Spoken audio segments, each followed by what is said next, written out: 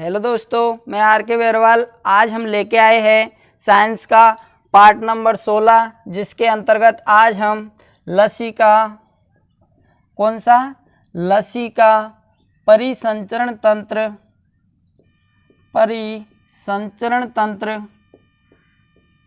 के बारे में अध्ययन करेंगे। इससे जो हमारी पिछली क्लास थी उसके अंतर्गत हम लोगों ने जो हार्ट वाला जो चैप्टर था वह ख़त्म किया था, और इस क्लास के अंतर्गत आज हम लसिका परिसंचरण तंत्र के बारे में अध्ययन करेंगे।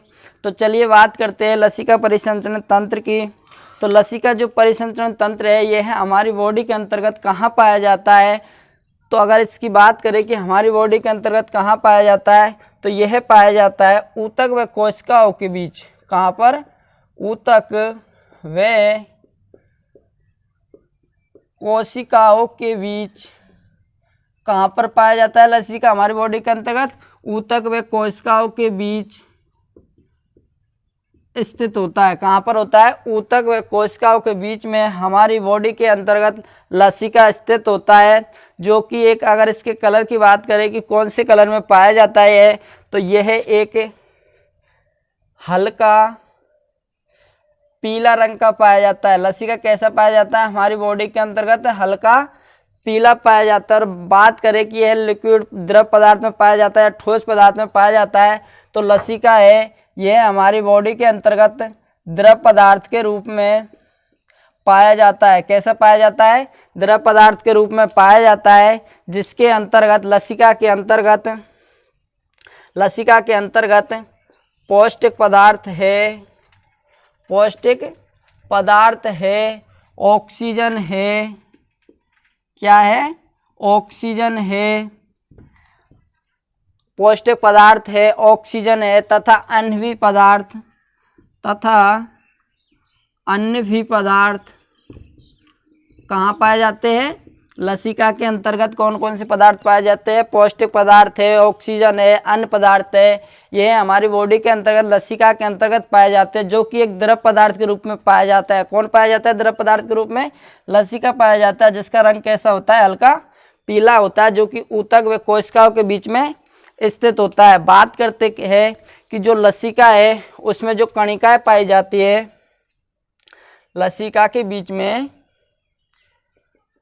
लसिका के अंतर्गत जो कणिकाएं पाई जाती है, उन कणिकाओं को लिम्फोसाइट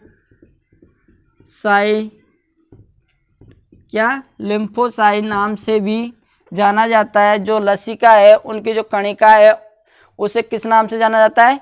लिम्फोसाइट के नाम से जाना जाता है। और बात करते हैं जो लसिका है जिसका जो परिवहन है ये कहाँ से कहाँ पर बहता है, क्या कार्य करता है। तो जो लसिका है यह ऊतक से लेकर, कहाँ से लेकर? ऊतक से लेकर और हृदय तक, ऊतक से हृदय तक बहने का कार्य करता है। किसका? बहने का कार्य करता है। केवल ऊतक से लेकर हृदय तक बहने का कार्य करता है। और अगर इसके अन्य कार्यों की बात करें कि और भी कौन कौन से कार्य है जो कि लसिका हमारी बॉडी के अंतर्गत करता है, तो जो लसिका है यह, इसमें जो ये लिम्फोसाइट उपस्थित होती है, कौन सी? लिम्फोसाइट जो उपस्थित होती है, इसका निर्माण कौन करता है? लसिका करता है। किसका निर्माण करता है? लिम्फोसाइट का। लिम्फोसाइट का निर्माण करने का जो कार्य है वह कौन करता है? लसिका। लिम्फोसाइट का निर्माण करने का कार्य लसिका करता है, जो कि जो लिम्फोसाइट है यह हमारी बॉडी के अंतर्गत क्यों इसका निर्माण करता है लसिका? क्योंकि हमारी बॉडी के अंतर्गत जो जीवाणु पाए जाते हैं, क्या पाए जाते हैं? जीवाणु पाए जाते हैं। उन जीवाणुओं का भक्षण करके हमारी बॉडी को रोगों से रक्षा करता है, ताकि हमारी बॉडी के अंतर्गत रोग ना हो। इसलिए जो लसिका होता है वह लिम्फोसाइट का निर्माण करता है। लिम्फोसाइट का निर्माण करने के बाद में जो हमारी बॉडी के अंतर्गत जो जीवाणु पाए जाते हैं उनका भक्षण करने का कार्य कौन करता है? लसिका करता है। उसके बाद में बात करें कि जो लसिका के अंतर्गत जो नोड पाए जाते हैं, लसिका के अंतर्गत जो नोड पाया जाता है उस नोड को लिम्फ नोड के नाम से जाना जाता है। किस नाम से जाना जाता है? लिम्फ नोड के नाम से जाना जाता है। एग्जाम के अंतर्गत क्वेश्चन आए कि जो लसिका है उसके अंतर्गत जो नोड पाया जाता है उसे अन्य किस नाम से भी जाना जाता है, तो उसे किस नाम से जाना जाता है? लिम्फोनोइड के नाम से जाना जाता है, जिसका कार्य होता है कि जो हमारे शरीर में जो अन्य विशिष्ट पदार्थ हैं उन्हें छानने का कार्य करता है। किसका कार्य करता है? छानने का। किसका कार्य करता है? छानने का कार्य करता है लसिका। हमारी बॉडी के अंतर्गत जैसे कि धूल के कण है, जीवाणु है, कैंसर वाले धूल के कण है, जीवाणु है, कैंसर वाले, उनको छानने का कार्य कौन करता है? लसिका करता है, जो कि एक लिम्फोसाइट का निर्माण करके और लिम्फोसाइट का निर्माण करने के बाद जीवाणुओं का भक्षण करता है। और लसिका के अंतर्गत जो नोड पाया जाता है उसे लिम्फोसाइट नाम से भी जाना जाता है, जो कि छानने का कार्य करता है। जैसे धूल के कण है, जीवाणु, कैंसर है, उनको छानने का कार्य करता है। और उसके बाद में बात करें कि जो लसिका है यह हमारी बॉडी के अंतर्गत घाव को भरने में भी सहायक होता है। किसको? घाव को भरने में भी लसिका है वह महत्वपूर्ण सहायता करता है, मतलब सहायक होता है घाव भरने में। और इसके बाद में बात करें कि जो लसिका है यह ऊतक से स्राव में विभिन्न वस्तुओं का परिसंचरण तंत्र करता है। कहाँ से? ऊतक से स्राव को। कहाँ से? ऊतक से स्राव को विभिन्न वस्तुओं को परिसंचरण तंत्र, विभिन्न ऊतकों को शरीर से विभिन्न वस्तुओं का परिसंचरण करने का कार्य कौन करता है? लसिका करता है। इसके बाद में जो हमने जो पिछली क्लास में हार्ट से रिलेटेड जो क्वेश्चन दिए थे उनको हल कराया जाएगा। यह लसिका परिसंचरण तंत्र था जिसके बारे में हमने अध्ययन कर लिया है। इतना सा है लसिका परिसंचरण तंत्र। इसके बारे में जो हमारी अगली क्लास होगी उसमें हम उत्सर्जन तंत्र के बारे में अध्ययन करेंगे। तो इससे पहले की जो हमारी पिछली जो क्लास थी उसमें हमने टेस्ट दिया था, तो उस टेस्ट को हल करवाया जाएगा। चलिए फिर बात करते हैं जो पिछली क्लास में जो टेस्ट दिया था उसका जो पहला क्वेश्चन था वह था कि हमारी बॉडी के अंतर्गत वह कौन सा अंग है जो कभी विश्राम नहीं करता। कौन सा क्वेश्चन था कि हमारी बॉडी के अंतर्गत वह कौन सा अंग है जो कभी विश्राम नहीं करता। तो इसके राइट आंसर की बात करें तो जो पहला क्वेश्चन है उसका जो राइट आंसर होगा वह होगा ऑप्शन डी, अर्थात हृदय। हृदय हमारी बॉडी के अंतर्गत कभी आराम नहीं करता। इसके बाद में बात करते हैं अगले क्वेश्चन की। तो अगला जो हमारा क्वेश्चन था वह था कि पहला सफल हृदय प्रत्यारोपण किसके द्वारा किया गया। किसके द्वारा किया गया? पहला जो हृदय प्रत्यारोपण है वह किसके द्वारा किया गया। तो इसके अगर राइट आंसर की बात करें तो इसका राइट आंसर होगा ऑप्शन बी। कौन सा होगा? ऑप्शन बी, अर्थात CN वॉर्नडे। कौन सा होगा? CN वॉर्नडे के द्वारा प्रथम हृदय प्रत्यारोपण किया गया। उसके बाद में अगले क्वेश्चन की बात करें तीसरे की, तो तीसरा जो क्वेश्चन है वह है कि शल्य चिकित्सा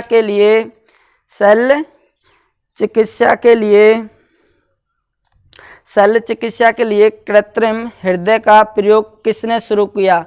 किसने शुरू किया? तो इसके अगर राइट आंसर की बात करें तो इसका जो राइट आंसर है वह है ऑप्शन बी। कौन सा है? ऑप्शन बी, माइकल दी वेकी। किसके द्वारा किया गया? माइकल दी वेकी। इसके बाद में अगले क्वेश्चन की बात करें चौथी की, तो अगला जो क्वेश्चन है चौथा वह है कि हृदय का काम है। हमारी बॉडी के अंतर्गत जो हृदय पाया जाता है उसके अगर कार्य की बात करें कि उसका कार्य क्या है, तो इसका जो ऑप्शन होगा वह होगा ऑप्शन डी, अर्थात रुधिर को शरीर के विभिन्न अंगों में पंप करना। मतलब जो हमारी बॉडी के अंतर्गत जो रक्त पाया जाता है तो रक्त को सभी ऊतकों में पंप करने का जो कार्य है वह किसका होता है? हृदय का होता है। इसके बाद में बात करें पांचवें क्वेश्चन की, तो जो पांचवा जो क्वेश्चन है वह कि लव ढव ध्वनि किस क्रिया के कारण उत्पन्न होती है। जब डॉक्टर कान में जो स्टेथोस्कोप से जो सुनता है तो उसको जो लव ढव की जो ध्वनि सुनाई देती है वह किस कारण उत्पन्न होती है। तो इसकी अगर बात करें तो इसका जो राइट आंसर होगा वह होगा ऑप्शन सी, अर्थात हृदय के द्वारा। किसके द्वारा? हृदय के द्वारा लव ढव की, जब हृदय जो हमारे रक्त को पंप करता है तो जो पंप करने की जो क्रिया है उस दौरान लव ढव की ध्वनि उत्पन्न होती है। कैसी लव ढव की ध्वनि उत्पन्न होती है? तो वह किससे होती है? लव ढव की ध्वनि उत्पन्न हृदय से होती है। उसके बाद में अगले क्वेश्चन की बात करें छठे की, कौन से की? छठे क्वेश्चन की अगर बात करें तो छठा जो क्वेश्चन है वह है कि मनुष्य के शरीर में हृदय एक बार धड़कने के लिए कितना समय लेता है। तो इसका जो राइट आंसर होगा वह होगा ऑप्शन डी, अर्थात 0.8 सेकंड। कितना लेता है? 0.8 सेकंड। इसके बाद में अगले क्वेश्चन की बात करें तो अगला जो क्वेश्चन है वह है सातवां कि एक स्वस्थ व्यक्ति के शरीर के अंतर्गत हृदय कितनी बार धड़कता है। एक स्वस्थ व्यक्ति होता है उसकी बॉडी के अंतर्गत हृदय कितनी बार धड़कता है, अर्थात उसकी पल्स है जो नॉर्मल कितनी होती है।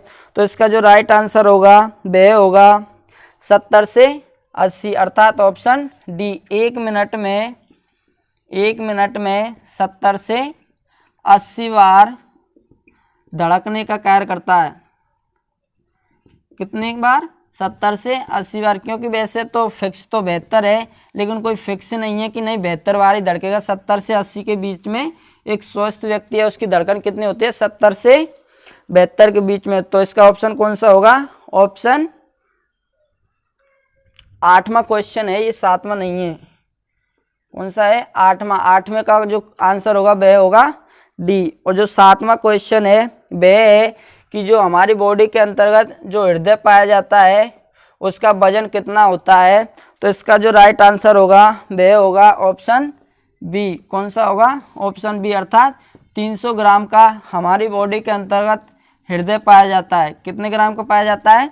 300 ग्राम का। इसके बाद में अगले क्वेश्चन की बात करें 9 नंबर के क्वेश्चन की, तो जो अगला जो क्वेश्चन है वह अगले 9वें नंबर के क्वेश्चन की बात करें तो कि प्रतिदिन सामान्यतः हमारे हृदय के कपाट लगभग कितनी बार खुलते व बंद होते हैं। हमारी बॉडी के अंतर्गत जो हृदय पाया जाता है उसके अंतर्गत जो कपाट पाए जाते हैं, मैंने बताया था कि हमारे हृदय के अंतर्गत 4 प्रकार के कपाट अर्थात वाल्व पाए जाते हैं। तो वह कितनी बार खुलते हैं और बंद होते हैं। तो इसका जो राइट आंसर होगा वह होगा ऑप्शन बी। कौन सा होगा? ऑप्शन बी, अर्थात 1 लाख बार एक दिन में हमारे हृदय के अंतर्गत जो वाल्व पाए जाते हैं वह एक दिन में कितनी बार खुलते बंद होते हैं? 1 लाख बार। तो इसका जो राइट आंसर होगा वह कौन सा होगा? Option B. उसके बाद में अगले क्वेश्चन की बात करें 10वें नंबर के क्वेश्चन की, तो 10वां जो क्वेश्चन है वह है कि किनकी भित्तियों पर रक्त द्वारा डाले गए दबाव को रक्तदाब कहते हैं। कि किनकी भित्तियों पर रक्त द्वारा डाले गए प्रेशर को ब्लड प्रेशर कहा जाता है। तो इसका जो राइट आंसर है वह है धमनियों की। कौन सा? धमनियों की। तो अर्थात ऑप्शन सी। 10वां जो क्वेश्चन है उसका राइट आंसर है वह है ऑप्शन सी, अर्थात धमनियों की। किसकी? धमनियों पर ब्लड द्वारा डाला गया प्रेशर को ही ब्लड प्रेशर कहते हैं। उसके बाद में बात करते हैं 11वें क्वेश्चन की, तो जो 11वां जो क्वेश्चन है वह 11वां जो क्वेश्चन है वह कि रक्तदाब ब्लड प्रेशर निम्नलिखित में से किस में उच्च होता है। ब्लड प्रेशर किस में उच्च होता है। तो इसका जो राइट आंसर है वह है ऑप्शन ए, अर्थात निलय। हार्ट में जो 4 भाग होते हैं उसमें बताया था निलय और आलंद। आलंद और निलय किस में होता है? निलय में। उसके बाद में बात करते हैं 12वें क्वेश्चन की, तो जो 12वां जो क्वेश्चन है वह है कि रक्तदाब को अर्थात ब्लड प्रेशर को नियंत्रण करने का जो कार्य है वह कौन करता है? तो उसे जो नियंत्रण करने का कार्य है वह कौन करता है? एड्रिनल। कौन करता है?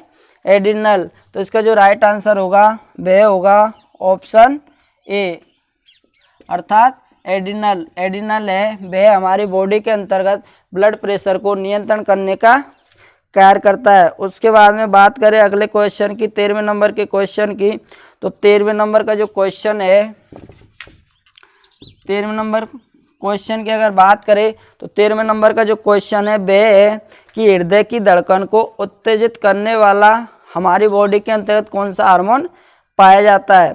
हृदय की धड़कन को उत्तेजित करने वाला हार्मोन कौन सा है? तो इसके अगर राइट आंसर की बात करें तो इसका जो राइट आंसर है वह है ऑप्शन ए, अर्थात थायरोक्सिन। हमारी बॉडी के अंतर्गत जो थायरोक्सिन हार्मोन पाया जाता है वह कौन सा कार्य करता है? हृदय के अंतर्गत धड़कन को उत्तेजित करने का जो कार्य है वह किसके द्वारा किया जाता है? थायरोक्सिन के द्वारा। उसके बाद में 14वें क्वेश्चन की बात करें तो 14वां जो क्वेश्चन है वह है कि हृदय की धड़कन की गति निम्नलिखित में से किससे बढ़ती है? हमारे हृदय के अंतर्गत जो गति बढ़ती है वह किससे बढ़ती है? तो इसका जो राइट आंसर होगा वह होगा ऑप्शन बी। कौन सा होगा? ऑप्शन बी, अर्थात अनुकंपी तंत्रिका। कौन सी? अनुकंपी तंत्रिका। उसके बाद में बात करें अगले क्वेश्चन की, 15वें नंबर के क्वेश्चन की, तो 15वां जो क्वेश्चन है वह है कि निम्नलिखित में से कौन मानव हृदय तक अशुद्ध रक्त ले जाता है? मानव के अंतर्गत कौन सी चीज़ है जो हृदय तक अशुद्ध रक्त पहुंचाने का कार्य करता है? तो जो 15वां क्वेश्चन है उसका राइट आंसर होगा ऑप्शन सी, अर्थात धमनियाँ। कौन सा होगा? ऑप्शन सी, अर्थात धमनियाँ। कैसा कार्य करती है? अशुद्ध रक्त ले जाने का कार्य है वह कौन करती है? धमनियाँ। उसके बाद में जो हमारा 16वां क्वेश्चन है वह है, 16वें क्वेश्चन की अगर बात करें तो जो 16वां क्वेश्चन है कि फेफड़े से हृदय के लिए रक्त को ले जाने वाले जो रुधिर रक्त वाहिका को कहा जाता है? जो हमारे फेफड़े से हृदय में जो रक्त ले जाती है उन वाहिका को क्या कहा जाता है? तो 16वां जो क्वेश्चन है उसका आंसर होगा ऑप्शन बी, अर्थात फुसफुस धमनी। कौन सा होगा? ऑप्शन बी, अर्थात फुसफुस धमनी। कौन सी धमनी है? फुसफुस धमनी। फुसफुस धमनी है, ऑप्शन बी सही होगा। उसके बाद में बात करते हैं अगले क्वेश्चन की, 17वां जो लास्ट क्वेश्चन है टेस्ट सीरीज का वह है कि निम्नलिखित में से कौन सा अंग पेस मेकर से संबंधित है? निम्नलिखित में से कौन से अंग से पेस मेकर संबंधित है? तो इसका जो राइट आंसर होगा वह होगा ऑप्शन सी। कौन सा? ऑप्शन सी, अर्थात हृदय से संबंधित है कौन? पेसमेकर। तो ये थे दोस्तों हमारी जो पिछली क्लास थी जिसके अंतर्गत हमने हृदय वाला टॉपिक जो खत्म किया था, उससे जो महत्वपूर्ण जो क्वेश्चन बनते थे एग्जाम में आने लायक, तो उन क्वेश्चनों को जो टेस्ट सीरीज रखी गई थी उसका हल था, ये 17 क्वेश्चन रखे गए थे। इसके बाद में इस क्लास के अंतर्गत हमने लसिका परिसंचरण तंत्र को खत्म किया है और उसके बाद में जो अगली हमारी क्लास होगी उसमें हम उत्सर्जन तंत्र के बारे में अध्ययन करेंगे। तो अगर दोस्तों हमारी वीडियो आप लोगों को पसंद आए तो प्लीज़ सब्सक्राइब कर दिया करो, लाइक कर दिया करो, शेयर भी कर दिया करो।